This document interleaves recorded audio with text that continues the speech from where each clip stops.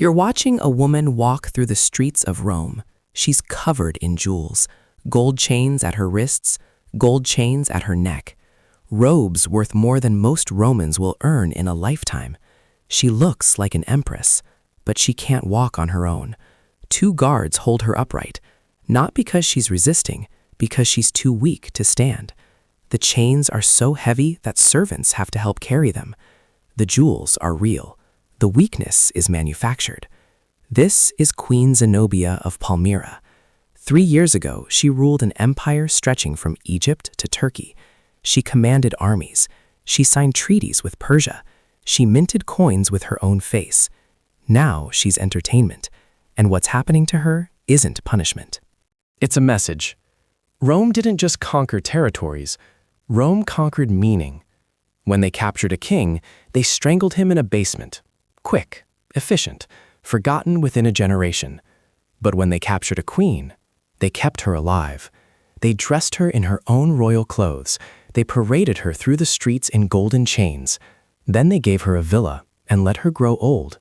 That sounds like mercy. It wasn't.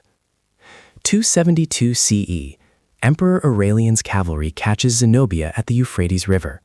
She's fleeing toward Persia with what's left of her army. There's nowhere left to run.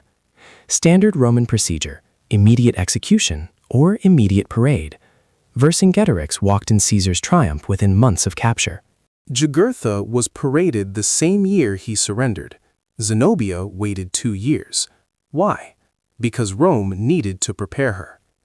Here's what those 2 years looked like. Controlled starvation. Just enough food to survive, not enough to maintain strength. Roman military doctors understood nutrition. They knew exactly how much grain kept a body alive while ensuring progressive muscle loss. The rations came on irregular schedules, sometimes twice a day, sometimes once every 2 days. The body couldn't adjust. Sleep deprivation. Guards changed watch with maximum disruption. Doors slammed at random hours. Torches replaced at midnight. The cell was never completely dark, never completely quiet, never completely predictable. Isolation alternating with interrogation. Days of complete silence where no one acknowledged her existence. Food pushed through a slot like feeding an animal. Then sudden questions about Palmyra's treasury. Questions she'd already answered. Questions with no purpose except forcing her to speak, to remember she was human enough to be questioned. Then silence again.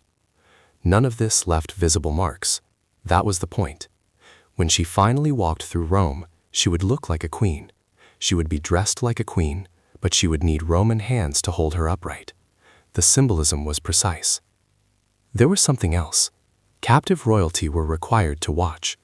Before the triumph, Zenobia spent months in the Colosseum, not fighting. Observing. She watched criminals thrown to animals. She watched gladiators bleed out on sand. She watched prisoners from earlier wars executed in elaborate staged battles. She sat in a special section, guarded, visible to the crowd. Rome wanted her to understand what mercy looked like. By the time she walked in golden chains, she'd already seen what happened to captives Rome didn't consider valuable enough to preserve. She knew what she'd been spared, and everyone watching her knew she knew. Now think about the crowd's perspective. They see a woman dressed in silks that cost more than their houses, wearing jewelry representing the wealth of an entire kingdom, every visible element screaming power, royalty, status. Except she can't walk. A queen who commanded armies, who administered justice over millions, who claimed equality with Rome itself, now needing help to stand. Her robes are royal, her jewels are real, her hair is perfect, but she can't walk on her own. That contrast was everything. That was the entire purpose of 2 years of preparation. A woman who looked like power incarnate, but moved like something broken. 60 CE, Britain.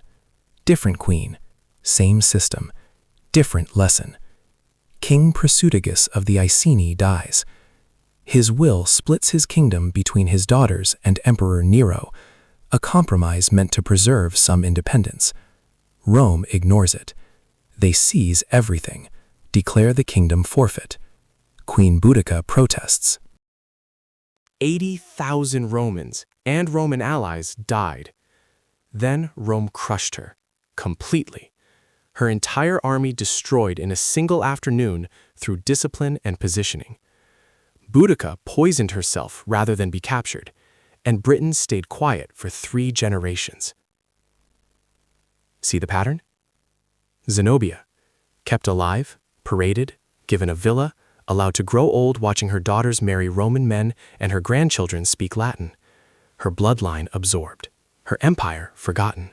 No martyrdom, no legend, just gradual irrelevance. Result? No Eastern queen challenged Rome for 2 centuries. Palmyra never crowned another woman. Boudica, publicly humiliated until she rebelled, then crushed so completely that resistance became unthinkable. Result: Celtic tribes stopped putting women in military command. Warrior burials that had included women for centuries suddenly stopped after 60 CE.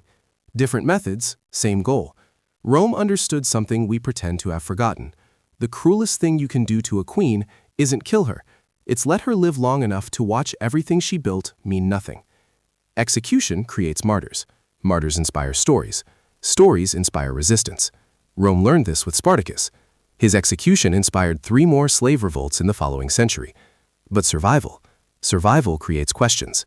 Zenobia spent 30 years in that villa outside Rome, eating Roman food, Speaking Latin, watching her daughters marry the sons of men who conquered her empire, watching her grandchildren grow up Roman, not tortured, not imprisoned, not executed, just irrelevant.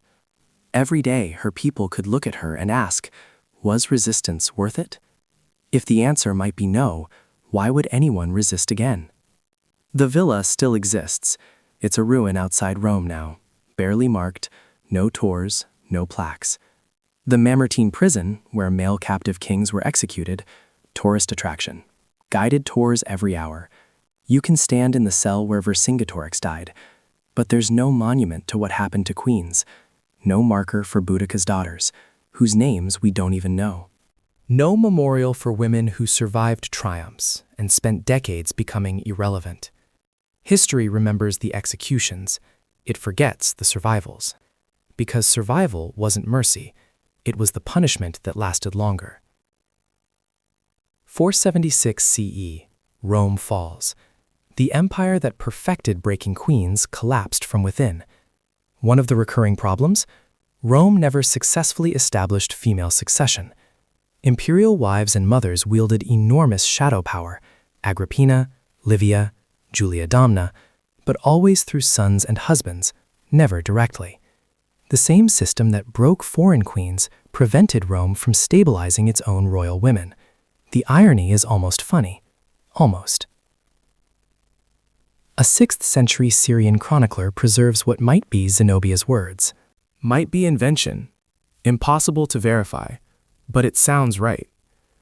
In my time, I was one of the most powerful women in the East. Now I am an ornament in a Roman garden, useful only as proof that resistance ends in decoration. We still do this, not with chains, not with triumphs, but we still measure power by who breaks publicly and who doesn't. We still watch powerful women fall and ask, did she cry? Did she beg? Did she maintain composure? We've upgraded the technology of humiliation. We haven't upgraded the impulse. Zenobia died sometime after 274 CE. We don't know exactly when. We don't know where. We don't know if anyone mourned. That's not an accident. That's the point. History asks what happened to captured queens. The better question: what did Rome need captured queens to become in order for the empire to function? And have we stopped needing that?